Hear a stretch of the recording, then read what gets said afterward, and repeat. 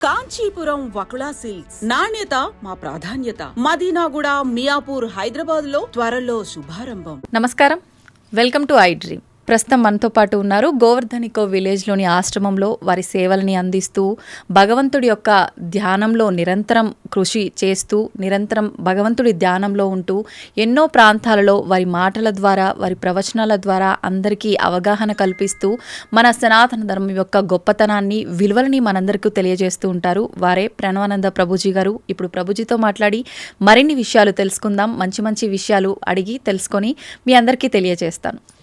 హరే కృష్ణ ప్రభుజీ. నమస్కారం అండి. హరే కృష్ణ ప్రభుజీ. ఈ మధ్య కాలంలో ఒకప్పటి కాలంలో కన్నా ప్రస్తుతం సనాతన ధర్మం అనే మాట ఎక్కువగా వినిపిస్తోంది. నిజంగా ఈ సనాతన ధర్మ పరిరక్షణ బాధ్యత ఎవరిది ప్రభుజీ? మీది, నాది, అందరిది. ఎవరైతే హిందువులు సనాతన ధర్మానికి చెందిన వారు అని అనుకుంటున్నామో, ఎందుకంటే ధర్మో రక్షతి రక్షిత అని అన్నారు. మనం ధర్మాన్ని రక్షిస్తే ఆ ధర్మం మనకి రక్షిస్తుంది అని. ఇప్పుడు మీకు ఒక విషయం చెప్తాను. ప్రతి ఒక్కరి బాధ్యత, ఒకరి బాధ్యత. చాలామంది ఏమనుకుంటున్నారంటే అండి, సనాతన ధర్మాన్ని రక్షించే వాళ్ళ బాధ్యత, గురువుల బాధ్యత, ఏదో గుళ్ళో ఉండే పండితుల బాధ్యత, లేదా కొంతమంది ధర్మ ధ్వజం పట్టుకున్న వారి బాధ్యత, మనదేం కాదు అని అనుకుంటున్నారన్నమాట. కానీ అది కాదండి. ఎవరైతే ధర్మాన్ని అనుసరిస్తున్నారో వాళ్ళందరి బాధ్యత ధర్మాన్ని కాపాడుకోవటం. ధర్మాన్ని ఎలా కాపాడుకుంటామండి? మేము ఏం చేయాలి ధర్మాన్ని కాపాడుకోవటం అని అంటే చాలా సింపుల్ విషయం అండి. ధర్మాన్ని ఆచరించటమే ధర్మాన్ని కాపాడుకోవటం అనేది. మనం కానీ ధర్మాన్ని చక్కగా పెద్దల నుంచి తెలుసుకొని, గురువుల దగ్గర నుంచి తెలుసుకొని ఆచరించామనుకోండి, ధర్మం కాపాడబడుతుంది. ఇంకొక విషయం, అన్నిటికంటే ముఖ్యమైన విషయం, ఈ ధర్మాన్ని ఈ ప్రస్తుత సమాజంలో కాపాడాలి అని అంటే, ఒకటి ఆచరించటం, రెండు భావితరాలు పిల్లలకి చెప్పటం ఏంటి ధర్మం ఏంటి అని.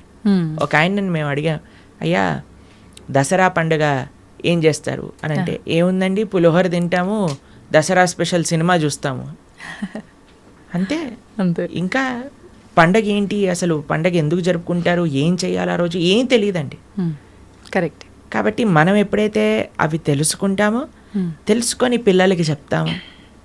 మనకి భాగవతంలో ఒకసారి కృష్ణ బలరాములు నంద మహారాజ్ దగ్గరికి వెళ్ళి, నాన్న ఈ ఇంద్ర పూజ చేస్తున్నారు, ఎందుకు చేస్తున్నారు, శాస్త్రంలో ఎక్కడ రాస్తుంది, ఎలా చేయాలి అని అంటే పూర్తి డీటెయిల్స్ చెప్తారు నంద మహారాజ్. చిన్న పిల్లాడు కృష్ణుడు, అప్పుడు అన్నీ నేర్పిస్తారనమాట. అప్పుడు కృష్ణుడు అంటాడు, మనం ఇంద్ర పూజ చేయొద్దు, మనం ఏ దేవత ఆరాధన చేయకూడదు, మనం గోవర్ధనుడి యొక్క పూజ చేయాలి, మనము సాక్షాత్తుగా గోవర్ధనుడు భగవత్ స్వరూపం, ఆయననే ఆశ్రయించాలి అని చెప్తే అందరూ కూడా కృష్ణుడు మాట విని గోవర్ధన పూజ చేస్తారనమాట. కాబట్టి ధర్మాన్ని కాపాడాలి, సనాతన ధర్మము, హైందవ సనాతన ధర్మాన్ని రక్షించాలి అని అంటే మనం ప్రాక్టీస్ చేయటం ఒకటైతే, పిల్లలకి నేర్పించటం మరొకటి. ఓకే. ఈ రెండూ కూడా చాలా చాలా ముఖ్యం మనకి ఈ సమాజంలో సనాతన ధర్మ పరిరక్షణ చేయటము. ప్రభుజీ, మనం ఇవి ఆచరించాలి అని అంటే తెలుసుకోవాలి, తెలుసుకున్నవి ఆచరణలో పెట్టాలి అని అంటే మనం నిత్యం అంటే పొద్దున్న లేచిన దగ్గర నుంచి భగవంతుని స్మరణలో ఉండాలా? అసలు ఎవరిని స్మరించుకోవాలి, ఏ రకంగా స్టార్ట్ చేయాలి డే అని? చూడండి, ఒక రోజు మనకు వచ్చింది అంటే అది భగవంతుడి యొక్క కృప వల్లే కదండి. అవును. ఈ రోజు మనకి ఈ జన్మ వచ్చింది అని అంటే స్వామిని స్మరించాలి. హరి హరి హరి హరి అని అంటాం మనం, హరి అష్టకము అని అంటాం అనమాట. హరినామస్మరణతో ప్రారంభం చేయాలి రోజు అని చెప్తారు. భగవంతుడికి, మన ఆచార్యులకి, గురువులకి అందరికీ ఒకసారి నమస్కారం చేసుకోవాలి. పృథ్వీని నమస్కరించాలి, ఎందుకంటే ఆవిడ మన జనని. కానీ ఆవిడ మనల్ని భరిస్తుంది కదండి. మనం ప్రతిరోజు అడుగు పెడుతూ ఉంటాం పృథ్వీ పైన, వివిధ రకములైన కృత్యములు చేస్తూ ఉంటాం అనమాట. కాబట్టి ఫస్ట్ లేవంగానే, ఎంతమందికి అలవాటు ఉందో లేదో తెలియదు కానీ ఫస్ట్ లేవంగానే భూమాతను స్మృశించాలి. శ్లోకములు ఉన్నాయండి, శ్లోకములు నేర్చుకోగలిగితే నేర్చుకోండి. కానీ ఆ భావన, అమ్మా నీ పైన అడుగు పెడుతున్నాను కదా, మమ్మల్ని క్షమించు, మమ్మల్ని రక్షించు అనే ఒక భావనతో మనము నేలని స్పృశించి నమస్కరించుకోగలిగితే అది చాలా అద్భుతమైన విషయం అనమాట.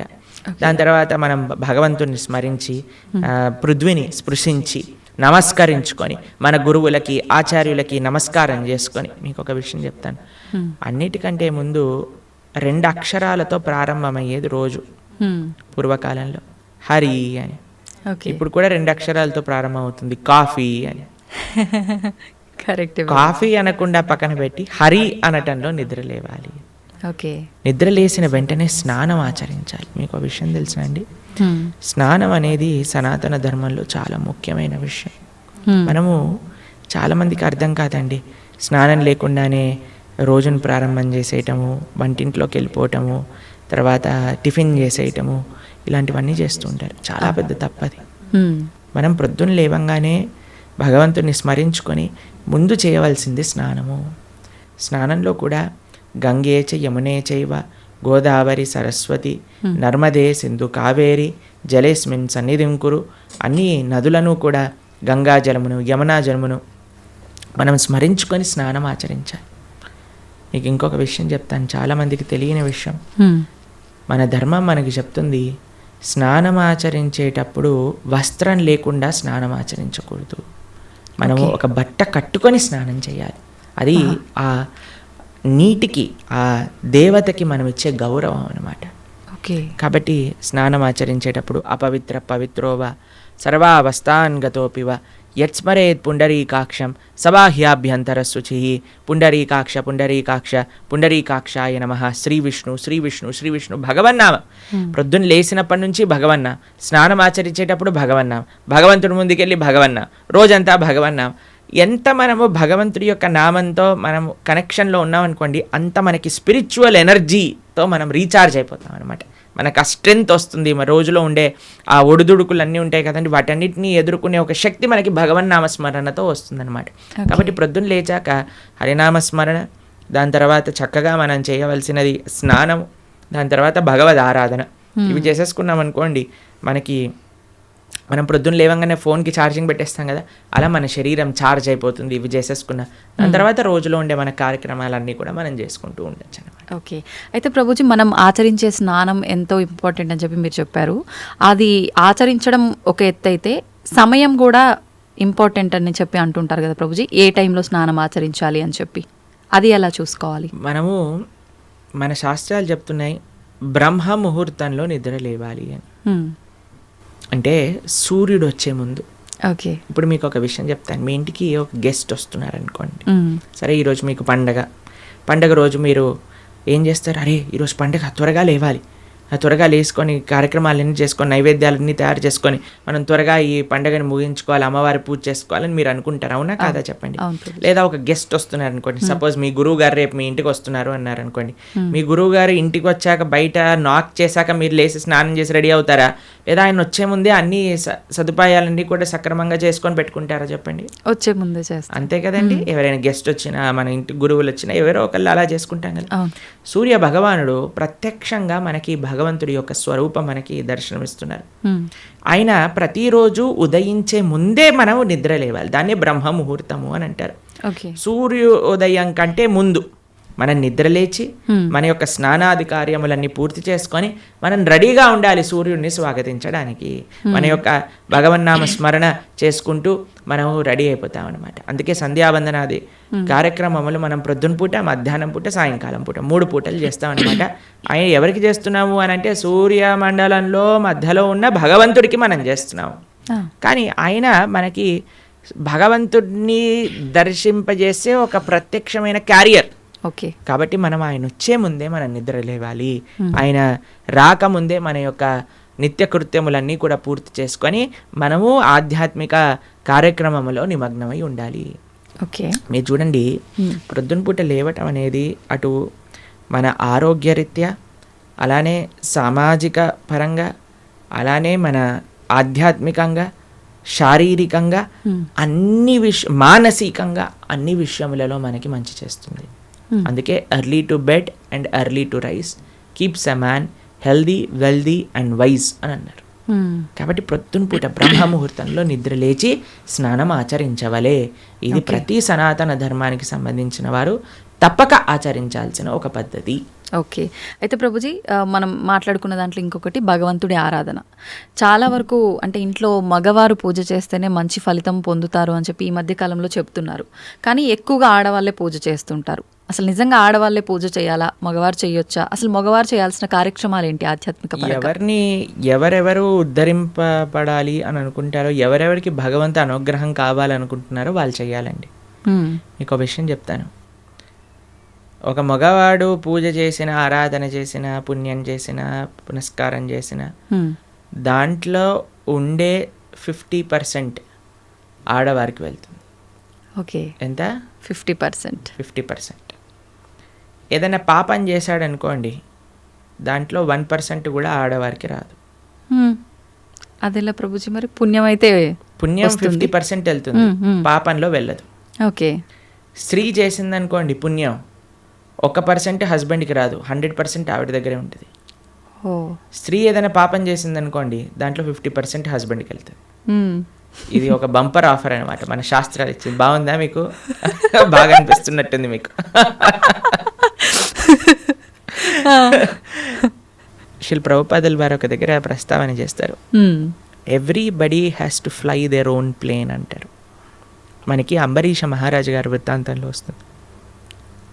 అయినా ప్రొద్దున లేవంగానే నిరంతరము కూడా భగవంతుడి యొక్క ఆరాధనలో, ఆయన చేతులన్నీ కూడా భగవంతుడి యొక్క పూజలో, పాదాలు భగవంతుడి యొక్క ఆలయ ప్రదక్షిణలో, మనసు భగవంతుని చింతించటం. సవై మన కృష్ణ పదార విందయో వాచాంసి వైకుంఠ గుణానువర్ణనే కరే హరేర్మందిరమార్జనాదిషు అని ఆయన యొక్క దినచర్య మొత్తం చెప్తారనమాట. ఇక్కడ వారి భార్య ఆరాధనకి నీళ్లు తెచ్చి తేవడానికి హెల్ప్ చేసినా సరే ఆయన అనేవారట, నా పూజ నేను చేసుకుంటాను, మళ్ళీ నీ పూజ నువ్వు చేసుకో. ఆయన అన్ని సదుపాయాలు సమకూర్చుకొని, ఎందుకంటే చూడండి భగవంతుడితో మనకుండే రిలేషన్షిప్ ఎక్స్ట్రీమ్లీ పర్సనల్ అండి. స్వామి మన తండ్రి, స్వామి మన తల్లి. ఇప్పుడు చూడండి మీకు ఒక విషయం చెప్తాను. మన ఇంట్లో ఎవరిదైనా పుట్టినరోజు ఉందనుకోండి, మనం ఏం చేస్తాం, ఒకసారి మాకు ఈ సంఘటన ఎదురైందనమాట. అన్న నేను మా తమ్ముడు కలిసి మా అమ్మగారికి గిఫ్ట్ ఇవ్వాలి అంటే, మా తమ్ముడు అన్నారు, నువ్వు నీ గిఫ్ట్ ఇవ్వు, నేను నా గిఫ్ట్ ఇస్తాను. ఎందుకంటే అమ్మకి నీ గిఫ్ట్ వేరే, నా గిఫ్ట్ వేరే. ఎందుకంటే మన ఇద్దరికి అమ్మ కదా, కాబట్టి అమ్మతో నాకుండే రిలేషన్షిప్ ఒకటి, మా తమ్ముడుకుండే రిలేషన్షిప్ ఒకటి, అంతేనా? అయితే మేమిద్దరం అనుకున్నాం, సరే నేను నాకు తోచింది నాకు ఇష్టం ఉన్నట్టుగా నేను చాలా బాగా పెయింటింగ్ చేసేవాడిని అనమాట, డ్రాయింగ్ చేసేవాళ్ళం అనమాట. అయితే నేను ఇచ్చేస్తాను, నేను ఏదో ఒకటి స్కెచ్ చేసిస్తాను అంటే మా తమ్ముడు అన్నాడు, నేను ఏదో ఒకటి తయారు చేస్తాను, ఏదో ఒక బొమ్మ లాంటిది ఏదో ఒకటి తయారు చేస్తాను, ఇస్తాము అని ఇద్దరం వేరు వేరు చేసి ఇచ్చామన్నమాట. అంటే ఎందుకు అని అంటే మనకి మన ప్రేమను వ్యక్తపరచుకునే మార్గం ఒకటి, ఒక ఇంట్రెస్ట్, ఒక టాలెంట్, ఒక way of expressing hour love ఉంటుంది, అంతే కదా. అలానే భగవంతుడితో కూడా ఒక భర్త తన కర్తవ్యం, అరే నేను భగవంతుడి యొక్క మార్గంలో, నాకు భగవంతుడు అవసరము, అందరికీ భగవంతుడు అవసరమే కదండి. ఆయన అందరికీ తండ్రి, తల్లి, పిత, పరమాత్మ అందరికీ ఆయనే. కాబట్టి మనం ఎలా ఆలోచించాలి అని అంటే, ఒక హస్బెండ్ తన ఆరాధన తాను చేసుకోవాలి, ఒక వైఫ్ తన ఆరాధనలోకి సంబంధించిన విషయములని సమకూరుస్తుంది, వంట చేసిస్తుంది, పూలమాలలు కట్టిస్తుంది. దాని తర్వాత వారి హస్బెండ్ వెళ్ళిపోయాక వైఫ్ తన ఆరాధన తాను చేసుకుంటుంది, పిల్లలు వచ్చి దండం పెట్టుకుంటారు, ఏదో అమ్మ నాన్నలకి ఇద్దరికి హెల్ప్ చేస్తారు, అందరు కలిసి ఆరాధన ఒకటి ఉంటుంది, ఒక్కొక్కళ్ళు కలిపి ఆరాధన ఉంటుంది అన్నమాట. కాబట్టి ఏదో స్త్రీలు చేస్తే ఇల్లంతా బాగైపోతుంది అనే భ్రమలో నుంచి బయటపడండి, మీకు 1% పుణ్యం రాదు. కాబట్టి జాగ్రత్తగా మీ పూజ మీరు చేసుకోండి, మీరు బాగుపడాలి అని అనుకుంటే. కాబట్టి పురుషులు తప్పకుండా ఆరాధన చేయాలి. పురుషులు ఆరాధన చేస్తున్నారు కదండి, స్త్రీలు వదిలేయకూడదు. పురుషుడు ఆరాధన పురుషుడికి, స్త్రీ ఆరాధన స్త్రీ, పిల్లల ఆరాధన పిల్లలకి, అందరికి. ఇప్పుడు చూడండి, ఇంటి పెద్ద తింటే మిగతా వాళ్ళందరూ కడుపు నిండిపోతుందా? లేదు, ఎవరికి వాళ్ళు తినాల్సిందే, అంతే కదండి. మీరు అంటారు కదా, అయ్యా మీరు తినండి, అయ్యా మేము పర్వాలేదు, మీరు తింటే మాకు తిన్నట్టే అని అంటారా? లేదా మీ హస్బెండ్ వచ్చి, అమ్మ నువ్వు తినేసి నాకేం పర్వాలేదు, నువ్వు తింటే నేను తిన్నట్టే అంటారా? కాదు కదా. ఎవరెవరికి శక్తి కావాలంటే వారు వారు భోజనం చేయాలి. అలానే మనం కూడా మనకి శక్తి కావాలి, మనకి భగవంతుడి యొక్క కృప కావాలి అంటే మనం భోజనం చేస్తే ఎలా అయితే మనకి శక్తి వస్తుందో మనము ఆరాధన చేసుకుంటే అలా మనకి భగవంతుడి యొక్క కృప అనేది లభిస్తుంది. ఓకే ప్రభుజీ, చాలామంది ఏదైనా మంచి జరిగినా చెడు జరిగినా నా అదృష్టం బాగాలేదు, నా రాత ఇంతవరకే ఉంది, భగవంతుడు ఇలా రాశాడు అని చెప్పి అంటూ ఉంటారు. నిజంగా అంటే మన చేతిలో ఏముండదా, మనం చేసే పనులను బట్టి మన లైఫ్ని డిసైడ్ చేసుకోవడం? భగవంతుడు పుట్టినప్పుడే అవన్నీ డిసైడ్ చేసి ఇలా అని చెప్పి చూస్తాడా? మనకి ఒక సర్కమ్స్టెన్స్ ఇస్తాడండి భగవంతుడు. చాయిస్ ఎప్పుడు మన చేతుల్లోనే ఉంటుంది, మనం ఏం చేయాలి అని. ఫర్ ఎగ్జాంపుల్ మీకు ఒక విషయం చెప్తాను. ఒకరికి ఇల్లు రాసుంది, ఒకళ్ళ ఇల్లు మీకు మీ జీవితంలో కలుగుతుంది అని రాసుంటుందండి. కానీ ఆ ఇంట్లో ఏం చేస్తారనేది మీ చేతుల్లో ఉంది.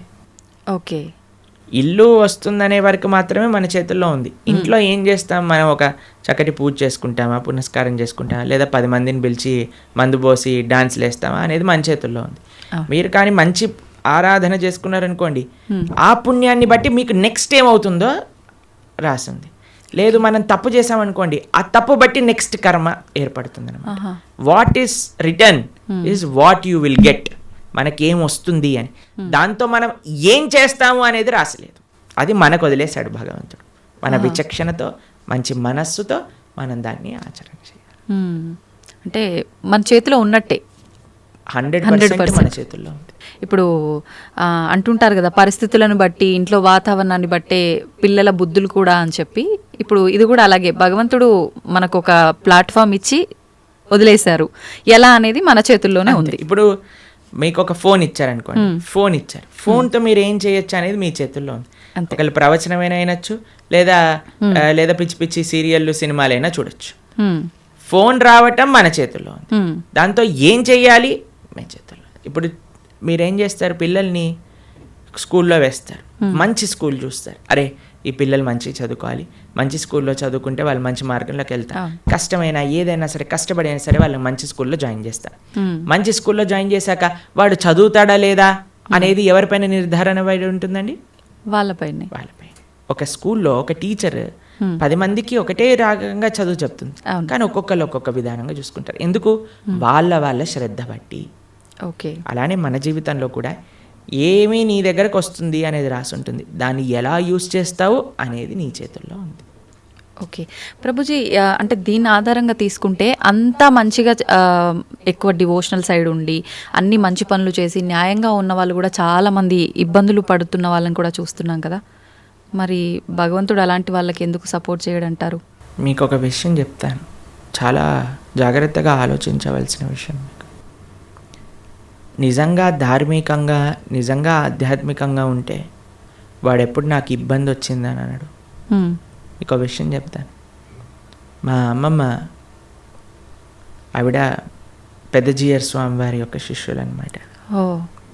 అయితే చాలా వృద్ధురాలు, 85 years దాటిపోయి ఉంటుంది.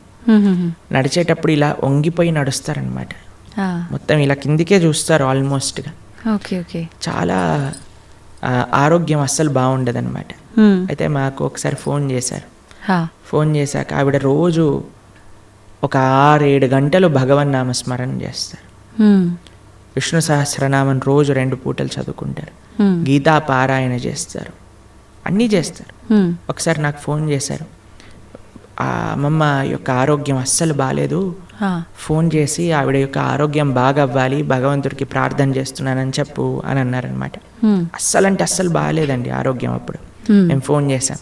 ఫోన్ చేసి మీకోసం ప్రార్థన చేస్తామండి, మీ ఆరోగ్యం బాగా అవ్వాలి అని అంటే ఆవిడ అన్నారు, ఆరోగ్యం కోసం ప్రార్థన చేయాల్సిన అవసరం లేదు, ఈ ఆరోగ్యంలో తక్కువ ఎక్కువ అవుతూనే ఉంటుంది. నేను భగవంతుని ఎల్లప్పుడూ గుర్తుపెట్టుకోవాలి, మా ఆచార్యులు చెప్పిన విషయాలన్నీ మాకు గుర్తుండాలి.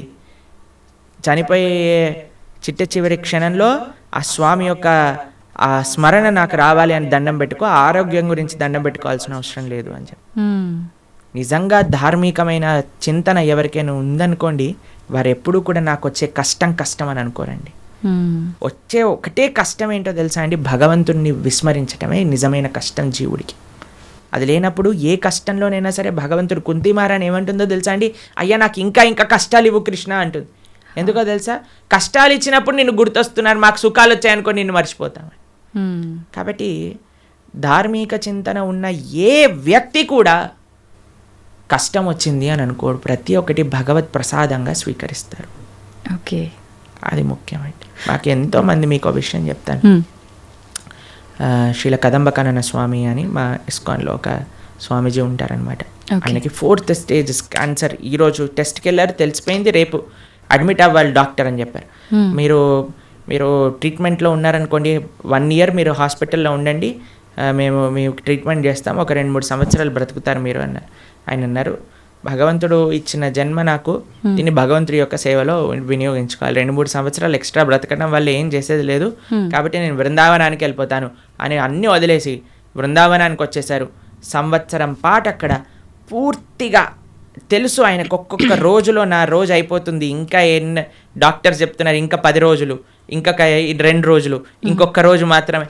బిందాస్గా కూర్చొని చేర్పైన వాళ్ళ శిష్యులందరికీ కూడా ఉపదేశం చేసి కీర్తన చేస్తూ భగవన్నామ స్మరణ చేస్తూ విగ్రహాలు ముందే పెట్టుకొని రోజు ఆరాధన చేస్తూ చిట్ట చివరి రోజు కూడా నవ్వుతూ బ్రహ్మాండంగా ఆనందంగా ఆ మృత్యు యొక్క ఒడిలోకి, అంటే భగవద్భక్తులకు మృత్యు రాదండి, శ్రీకృష్ణ పరమాత్మ డైరెక్ట్గా వస్తారనమాట. కాబట్టి కష్టం ఏమి కష్టం కాదండి ఈ ప్రపంచంలో. కష్టం వచ్చినా సరే అది మనం పూర్వజన్మ చేసుకున్న ఫలము. ఇప్పుడు మీరు ఆయన మంచోడు అని అంటున్నారు అంటే లేదా మంచి చేస్తున్నారు అనుకుంటున్నారు, ఇంతకు ముందు ఏం చేశామో మీరు చూసారా? లేదు. మనం ఇంతకు ముందు జన్మలో ఏం చేసుకున్నామో మనకు తెలియదు కదా. కాబట్టి కష్టం వస్తుంది అని అంటే అకారణంగా కష్టం ఎందుకు ఇస్తాడండి? భగవంతుడికి ఏం పని లేదా?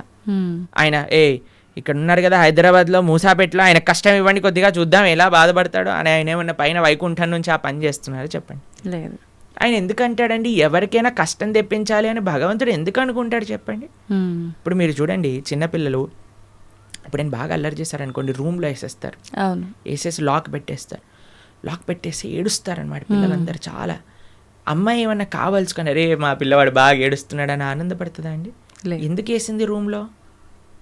తెలుసుకోవాలని, అల్లరి మానేయాలి, మంచిగా ఉండాలి బుద్ధిగా కదండి.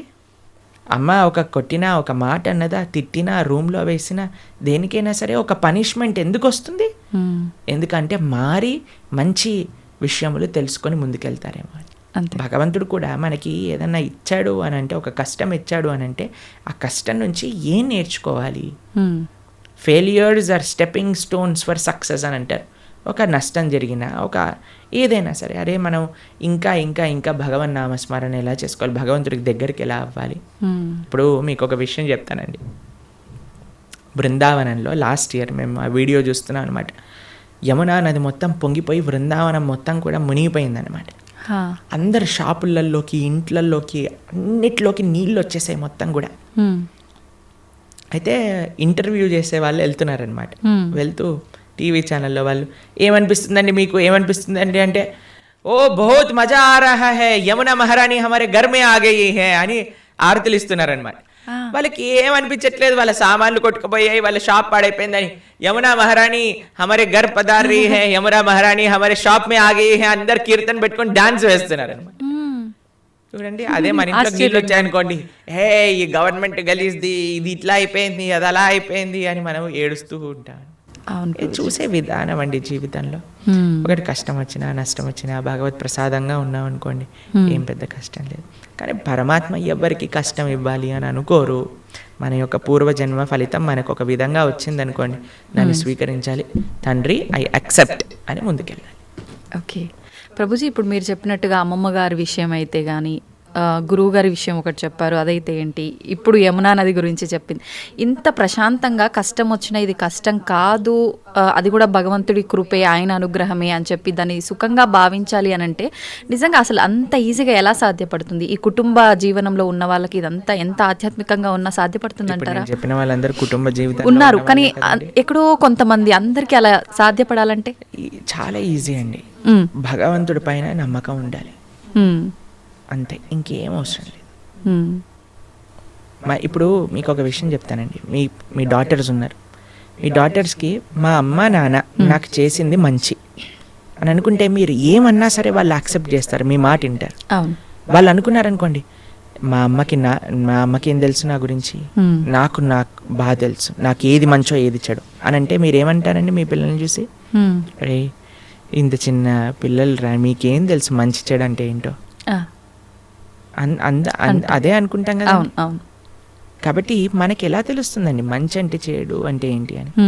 అరే భగవంతుడి పైన, అరే భగవంతుడికి తెలియదు ఉంటుందా చెప్పండి? లేదు. స్వామి మనల్ని సృష్టించిన వ్యక్తి, ఆయనకి తెలియదా అండి మనకి మంచి ఏది చెడేది అని? ఆయన పైన నమ్మకం ఉండాలంతే. స్వామి మారోబి రాకోబి, నువ్వేం చేసినా నాకు మంచి చేస్తావు, నమస్కారం అనండి, అంతే. ఇంకా ఏం జరిగినా సరే మనం దాన్ని తీసుకోగలము. ఆ భక్తి, ఆ శరణాగతి భగవంతుడి పైన ఉండాలంతే. ఓకే ప్రభుజీ, మన హిందూ ధర్మం విషయానికి వస్తే కొన్ని కోట్ల దేవతలు రకరకాల రూపాలుగా ఆరాధిస్తారు. ఎందుకని? భగవంతుడు ఒక్కడే కదా, ఇన్ని రూపాలుగా ఎందుకు ఆరాధించాలంటారు? భగవంతుడు ఎన్నో రూపాల్లో లేడండి, భగవంతుడు ఒక్కడే. గోవిందం ఆది పురుషం తమహం భజామి ఆ స్వామి ఇప్పుడు చూడండి, మన కంట్రీ తీసుకున్నాం అనుకోండి, ఒక ప్రైమ్ మినిస్టర్ ఉంటాడు. ఆ ప్రైమ్ మినిస్టర్ యొక్క క్యాబినెట్లో మిగతా మంత్రులు ఉంటారనమాట. ఆ మంత్రుల యొక్క ఆఫీస్లో చాలా మంది పనిచేస్తూ ఉంటారు. ఇదంతా కలిపి మనం ఒక గవర్నమెంట్ అంటాం, అంతేనా? అలానే భగవంతుడు ఒక్కడే ఉంటాడు, ప్రైమ్ మినిస్టర్ ఒక్కడే ఉన్నట్టుగా భగవంతుడు ఒక్కడే ఉంటాడు. ఆయన యొక్క మినిస్ట్రీలో చాలా మంది మంత్రులు ఉంటారనమాట. ఒకడు వాటర్ డిపార్ట్మెంట్, వరుణుడు చూసుకుంటాడు. ఆ తర్వాత హోమ్ మినిస్ట్రీ ఇంద్రుడు చూసుకుంటాడు. లేదా మెయింటెనెన్స్ ఒక డిపార్ట్మెంట్, డిస్ట్రక్షన్ ఒక డిపార్ట్మెంట్, ఫైర్ ఒక డిపార్ట్మెంట్, ట్రెజరీ, ఫైనాన్స్ ఒక డిపార్ట్మెంట్. అట్లా ఒక్కొక్క దేవత దగ్గర ఒక్కొక్క డిపార్ట్మెంట్ ఉంది. దాని కింద చాలా మంది పనిచేస్తూ ఉంటారు. కానీ స్వామి ఏం చేస్తుంటారు? స్వామి ఇవన్నీ పట్టించుకోడండి పెద్దగా.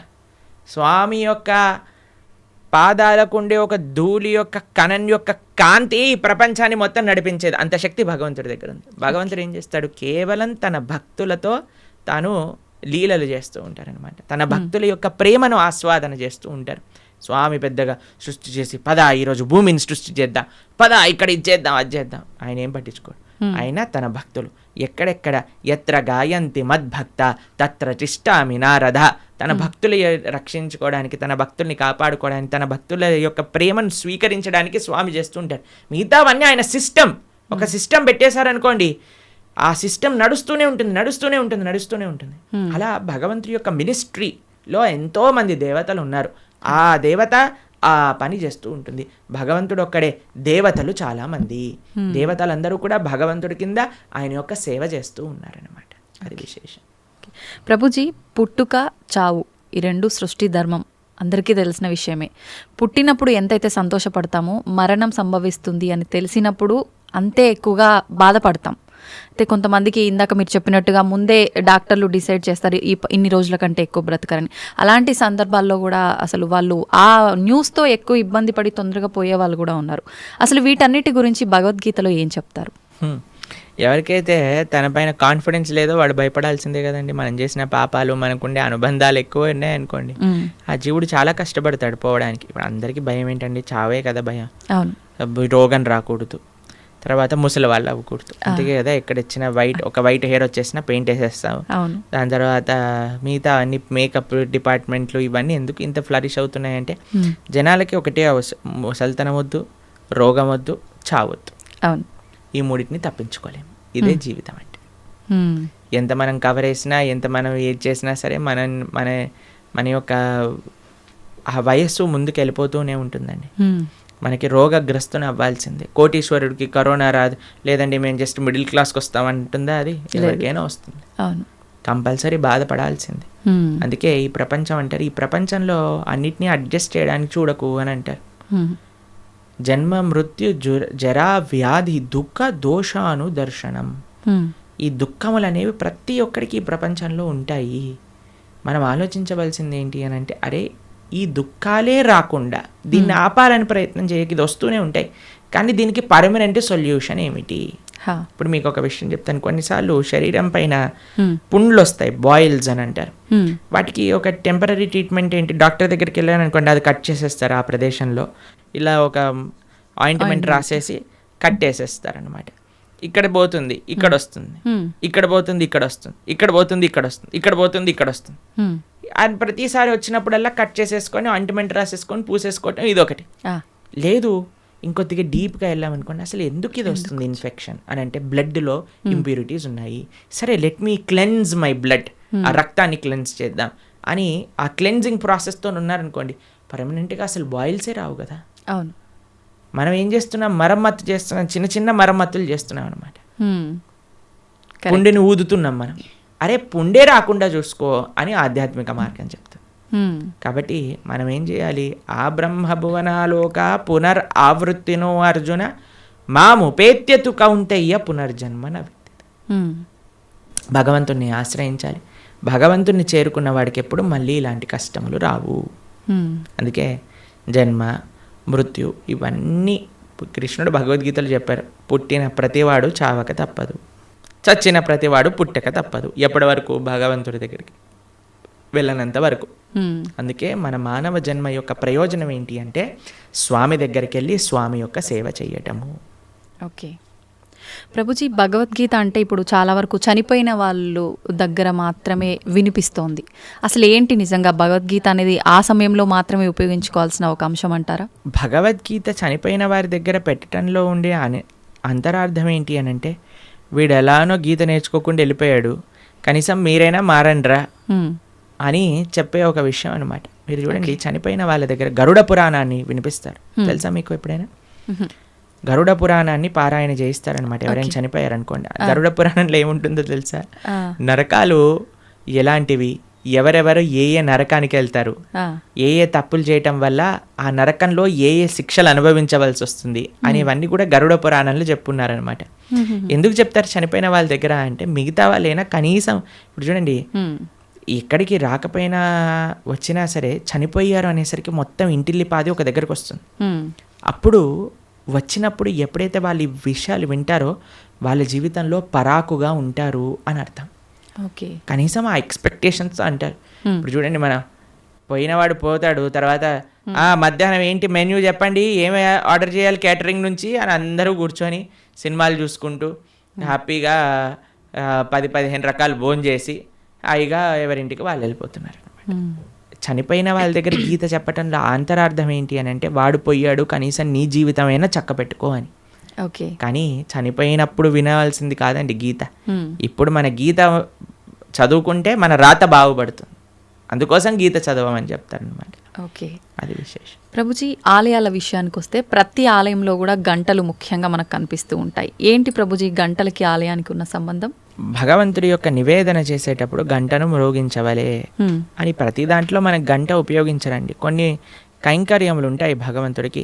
స్వామి యొక్క అభిషేకం చేసినప్పుడు అన్ని వాద్యములు కూడా గంటలో ఉంటాయి, గంట స్వరూపంలో ఉంటాయి అని అంటారనమాట.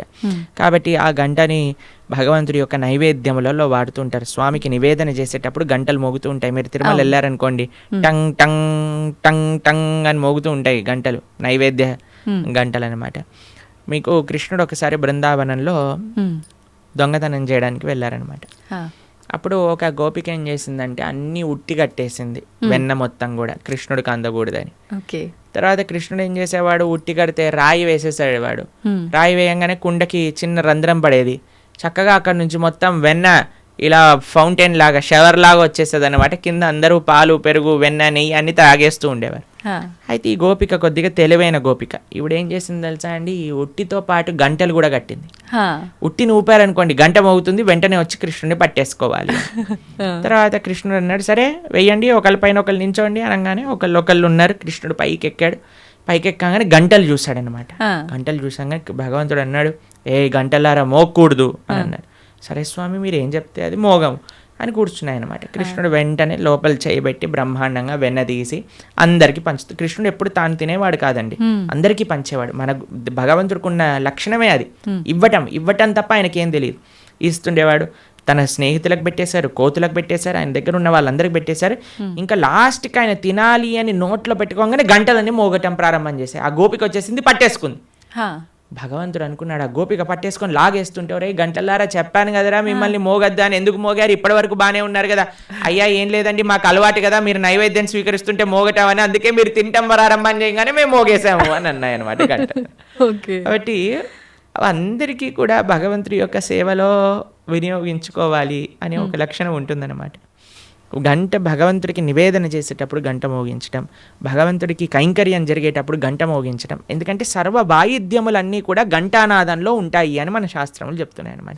కాబట్టి గంటను ఉపయోగించాలి మంత్రంతో పాటు, కైంకర్యంతో పాటు అని మనకు చెప్తారనమాట. ఓకే ప్రభుజీ, అలా అని ఊరికే ఆలయంలోకి వెళ్ళి టింగ్ టింగ్ అని ఊరికే ఎక్కడున్నా సరే ఏదున్నా పాపం భగవంతుడికి ఎందుకంటే డిస్టర్బెన్స్. కాబట్టి మనం వచ్చామని ఆయన గంట మోగిస్తేనే మన వైపు చూడడు. మనం మంచి చేస్తే ఆయన నువ్వు గంట మోగించినా సైలెంట్గా ఆలయం బయట నుంచి భగవంతుని చూసినా ఆయన మనల్ని చూస్తారు. ఎందుకంటే ఆయన చెప్పిన మాట వింటున్నాం కాబట్టి.